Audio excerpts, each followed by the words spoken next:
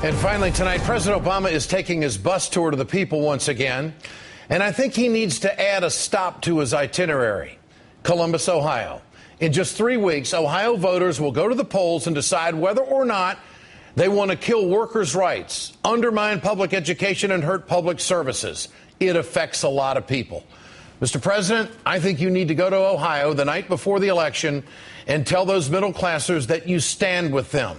It's not a political calculation at this point. It's about the people. This is the first major test leading up to 2012. And the majority of Ohioans want to repeal the law known as Senate Bill 5. It destroys collective bargaining, and it balances budgets on the backs of the workers, not the wealthy. It's Governor John Kasich's signature achievement.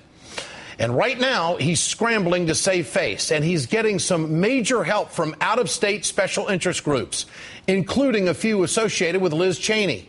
Dear old dad was once a union man himself, but that hasn't stopped the younger Cheney from becoming a key player in the Ohio ground game.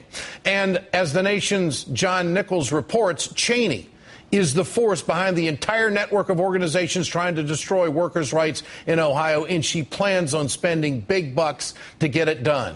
This isn't about one politician versus another. This is about a victory for the people. John, great to have you with us tonight. MSNBC contributor and Washington correspondent for The Nation magazine. Liz Cheney lives in Virginia. Her kids go to a private school. What does Liz Cheney get out of all of this? Ed, the Ohio fight is the central battle for right-wingers who've really been trying for the better part of a year now to deconstruct, to tear down all of the infrastructure of progressive causes, trial lawyers, labor unions, environmental groups. And in Ohio, Governor Kasich's law really undermines the ability of unions to play politically.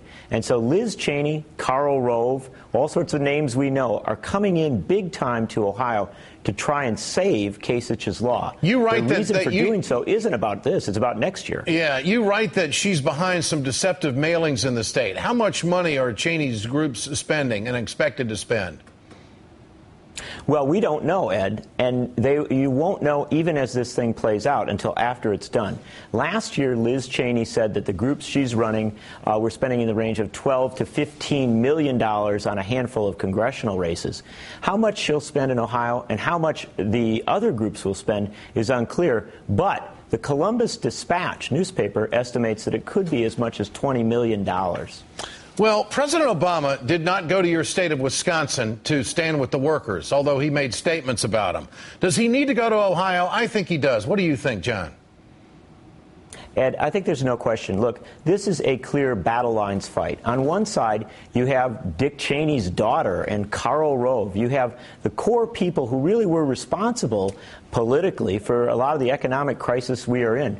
If Barack Obama wants to draw the real lines and to say, you know, which side are you on? There's no place better to do it than Ohio in the next couple weeks. Well, now, I want to be very clear. President Obama has been to Ohio, and he stood at the foot of that bridge and talked about infrastructure.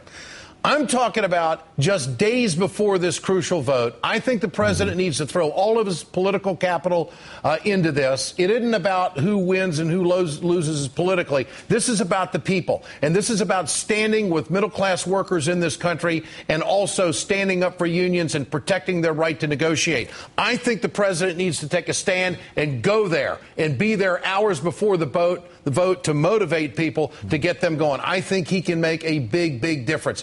This is what this fight is all about. John Nichols, great to have you with us tonight.